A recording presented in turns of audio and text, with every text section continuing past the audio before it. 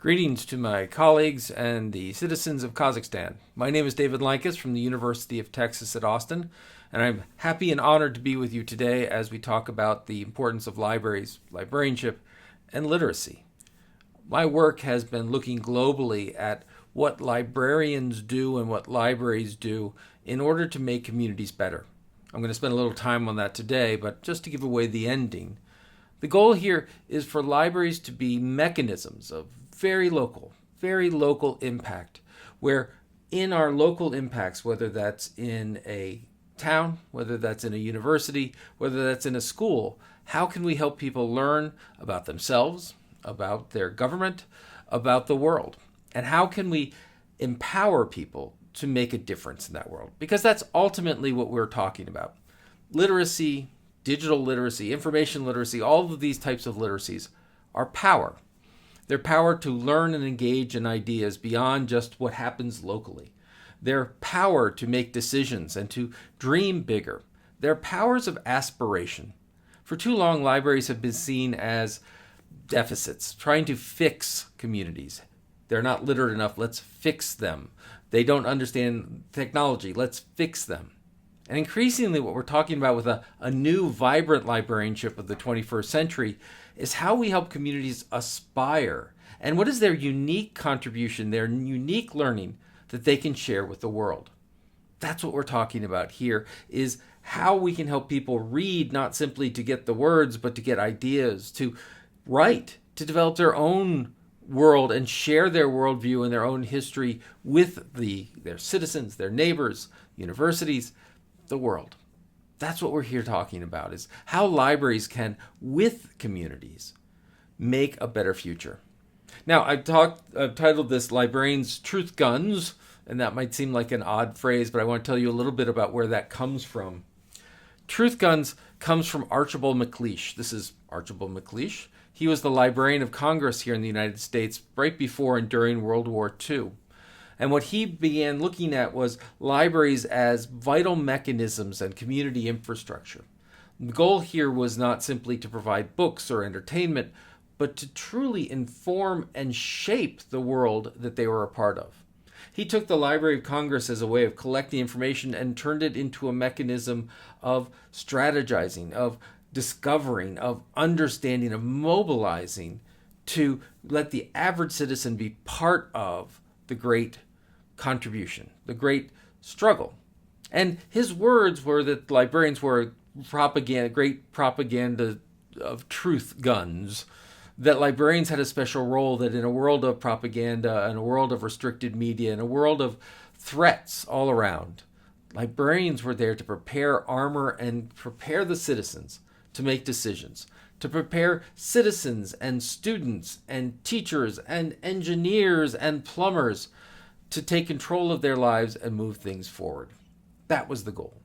And he talked about libraries as great propaganda truth guns. But this is where I want to talk a little bit about how I might differ from many other people talking about this. I was recently in a tweet on social media putting out the idea that, libraries had helped a certain function. They had done something. And one of the tweets back was, "The library always makes a difference." And I love that quote because I want it to be true, but it's not. A library doesn't always make a difference because, one, a library is a building or an organizational chart or a collection. It's people that make a difference. So I made a few edits. That a librarian always makes a difference. But then that's not always true too, because a librarian has to choose to make a difference. Simply having a library, simply having a collection of materials, simply having a place that people can get around isn't in and of itself that empowering. It doesn't promote literacy. We can't simply put a room full of books and have people walk through it and walk out reading. It's not how it works. We can't simply put together a bunch of forums and posters on how to understand the online world or how to get online or what to do and assume people can become digitally literate. It doesn't work that way. It takes people, a librarian, people working in the library, people overseeing funding. It takes professors. It takes tax dollars. It takes all of these things to have a direction and to choose to make a difference. There's nothing inherently valuable about a library. There's absolutely something fundamental and democratic in having a librarian work with their community to build and function as a library. And that's what we're going to talk about a little bit today, which is, it may sound odd, but I want to help redefine what a library is. But to do that, I need to start by redefining what a librarian is.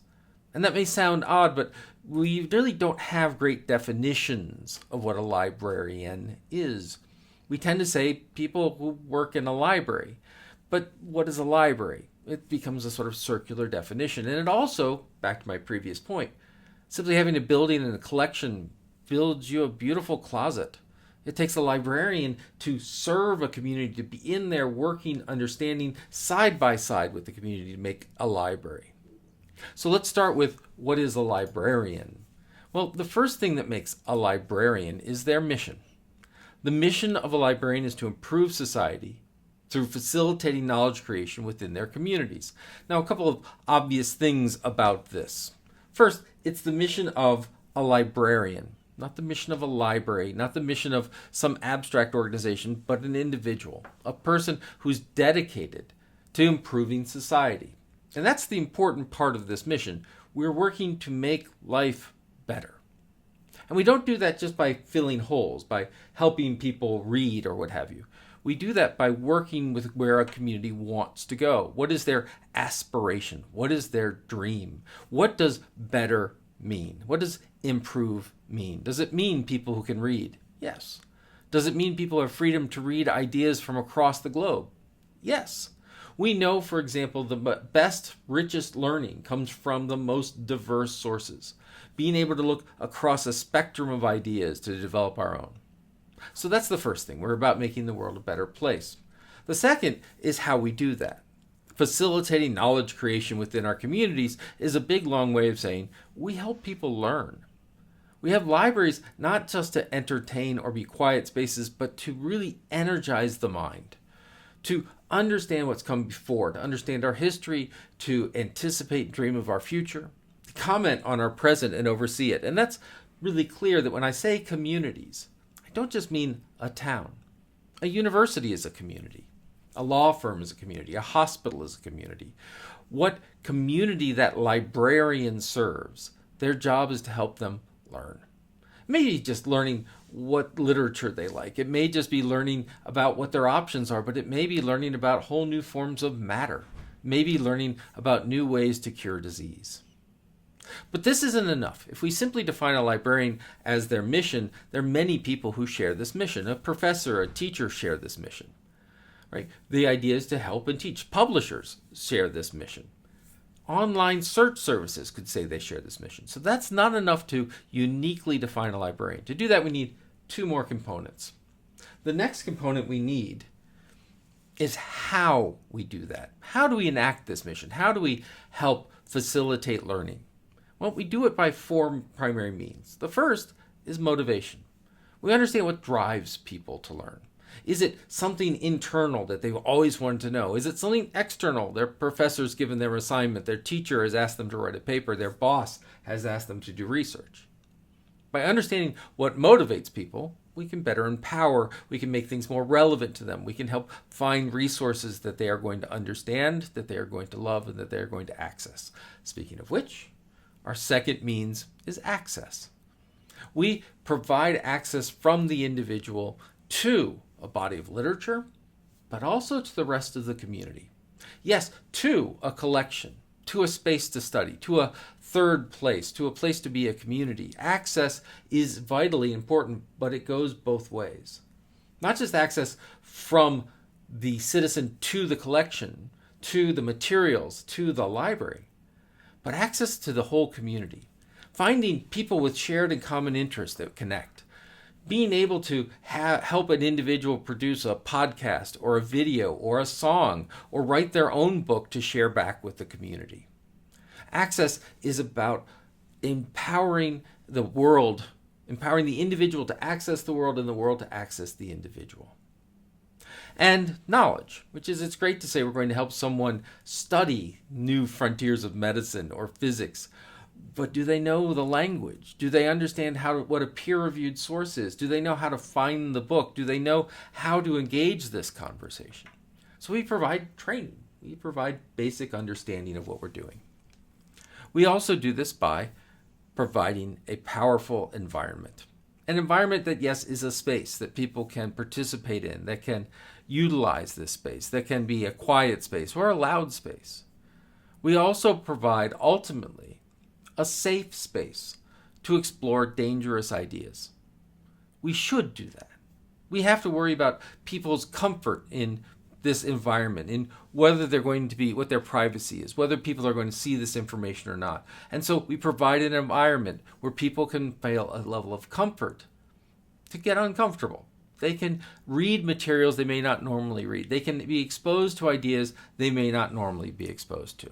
So we provide an environment. But once again, our mission and our means are not exclusively about librarianship. Online services, schools, etc. could do this. So we need a third component, which is the values that drive that work. We, yes, do this mission, we provide these means, but we're always guided by our values. We are guided by learning and openness. We are guided by helping people to know new things and to do so in a transparent way. Our transparency. These are our biases. These are our understanding. This is our limitations. This is things that you can and cannot get from these materials and collections, to be open with that. We are about intellectual honesty, not being objective or unbiased, because actually we can't. Librarians believe in openness. We believe in improvement. We have a vision of what is better. And that means that we have a point of view, and we express that and make that available to people so they can understand the service that we're giving them. We believe in intellectual freedom and safety. We are against censorship. A librarian is someone who, once again, with diversity of thought, diversity of individuals, diversity of backgrounds, of religions, of all sorts of things. We believe that those larger, greater conversations with more and ever more diverse people, diverse sources, diverse information, leads to better decisions, leads to better knowledge, leads to a better society. So we support our community in this way. Now, knowing what a librarian is, we can define what a library is. So what is a library? A library is a mandated, facilitated space, maintained by the community, stewarded by librarians, and dedicated to knowledge. What does that mean? A library, first of all, is mandated. We have to have a mission to have a library, whether that's a certification, an accreditation, whether that's a license, whether that's part of the organizational structure. The community has to say, we want a library. But it's not just an empty space with a lot of materials. It's a facilitated space. That means we think about how tall the shelves are. Can kids come in? Is this the quiet area? Is this the loud area? The librarian doesn't simply open a door. The librarian creates a playground for the mind. And that's a facilitation. That is maintained by the community, paid for by the community in tuition dollars, in tax dollars, in time, in space, giving people a place to build a library. That's all the community's contribution and ownership of this library function. Stewarded by librarians. That is, communities really shape a library. A library should, in essence, shape itself around the community. Instead of every library looking the same, they look very different from each other, but very much like the community they're serving. And that's where librarians come in, because librarians, as stewards, as managers, as orchestrators of a librarian, their job is to not simply listen to the community, because the community often has many, many, many different voices, and often voices in conflict. And a librarian's job is to listen to the different voices, to weave together a community fabric where possible, and to always have their values as part of this conversation. A librarian doesn't disappear. A librarian is very active, and their voice is active in the library world. And finally, dedicated to knowledge. Now that's oftentimes misconstrued as dedicated to materials, dedicated to books, dedicated to databases, dedicated to stuff. But that's not what I mean. Knowledge is a uniquely human attribute. It's what people understand and how they see the world. When they write a book, it's not recorded knowledge. It becomes an artifact. It becomes a shadow, a reflection of what someone knows. And when someone reads the book, they're not having a conversation with the author. They're not automatically getting the knowledge of the author. They're having a conversation with themselves. They're building new knowledge, knowledge that is uniquely theirs and is contextualized by their lived and world experience. And that's why when I say that librarians are stewards of knowledge, they're actually stewards of communities and how communities learn. Instead of focusing on collection development, we need to focus on connection development. It's not just important, but not just how do we have a collection, how do we organize materials, how do we do some services around literacy. It's understanding the people. How does this individual learn? What does this individual know, and how will that spark the imagination of this individual? How can these groups get together? What's the possibility we never thought of? What's the new business that's created? How can we understand new laws and policy and legislation? That's what we're trying to facilitate here in our buildings or online, with our books or with the space, with people coming together and saying, this is how we see a better world. And librarians marshaling themselves to make that happen, putting together the tools and the time and the place, but ultimately the idea of a conversation, a great conversation within the community that expands to other communities, that expands to regions, that expands to states, that expands across the globe on what a better tomorrow is. That's the power of librarianship, that giving people the tools to know, to learn, to understand as a verb, that's what we're seeking to do, to spark a new community that not only serves a community, but ultimately one that saves a community. We must, hand in hand with our communities, serve and save these communities. We must go in and work with those elected, work with those who did the electing, work with our professors, work with our students, work with our teachers, our principals, our plumbers, our housewives, our mechanics, our engineers, to create a great conversation about what we mean by a better tomorrow. And libraries are uniquely situated to do this because they're very local to that community, to that college, to that business, dedicated to knowledge and learning, not constrained by a curriculum, not constrained by a textbook, but open to understand. For those in school and who have been out of school for 50 and 60 years. That's what libraries give us the opportunity to do. And if you, in a very small community, can empower and prepare people in your local community to do this work, then imagine that your compatriots are doing it in their community. And their compatriots are doing it in their community. And I'm doing it in Texas, and people are doing it in China, and other people are doing it in Amsterdam, and etc. And we begin a grand conversation about the human condition. And I know that sounds probably too grand. But what it begins with is it begins with someone picking up a book and someone saying, I didn't know that, and now they do. It begins with someone admitting that they don't know something and having help saying, that's okay, let's help you. In creating the spaces of discussion, of conversation, of vital social infrastructure. Just as we need roads, just as we need power, we need libraries. We need places to come together and discuss, to places to be a community, places to argue in a civil way, places to disagree, but ultimately places to build and forge consensus, to discuss what it means to be in a democracy or a republic, to discuss what it means to be better in this place tomorrow, to discuss what is the vital knowledge and how do we learn it. And that includes everyone in a community, not just the majority, but the minority. Bringing them together and letting them feel safe and letting them feel like they have power. And librarians to teach basic literacy and then information literacy and then digital literacy and then all of this, they can't do it alone. They need to work with teachers. They need to work with restaurant owners. They need to work with parents and grandparents and grandchildren. And so the library is not one group of professionals and a collection. It is a community and a space of discovery. That's what power we have with our libraries. And for too long, we've taken them for granted. And for too long, we have underestimated them. We must expect more out of our libraries, more than places that people who could already read go to read, more than places that are built in the walled gardens of a university or a college.